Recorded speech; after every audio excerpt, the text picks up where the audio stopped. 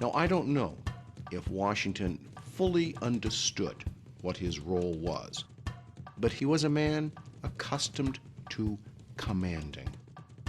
Washington as a general, the way he commanded was to have frequent councils of war and to get everyone's opinion, and then he would judge.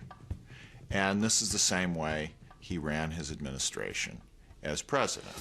He seems to have been a very, very good judge of character and at the same time a good judge of people's talents.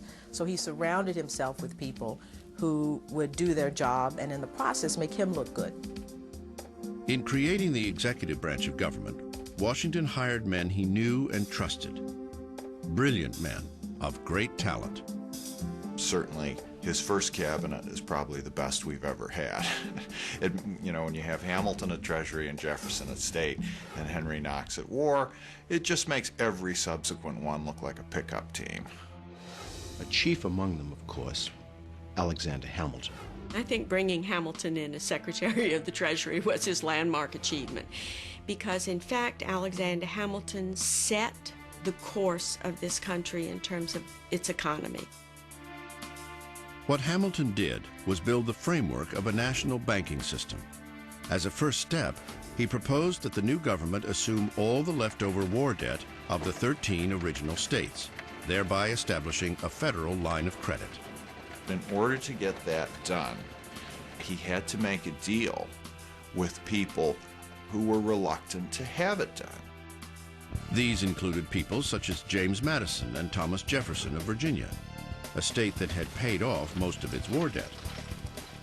The issue of assumption, as it was called, became Washington's first test as president.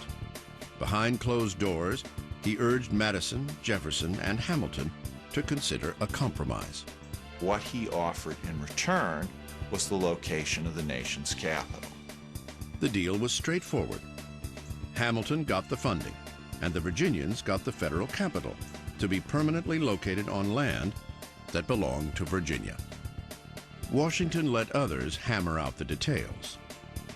But when it came to choosing the actual site of the new federal city, Washington made the final decision himself. He chose a plot of swampland called Foggy Bottom.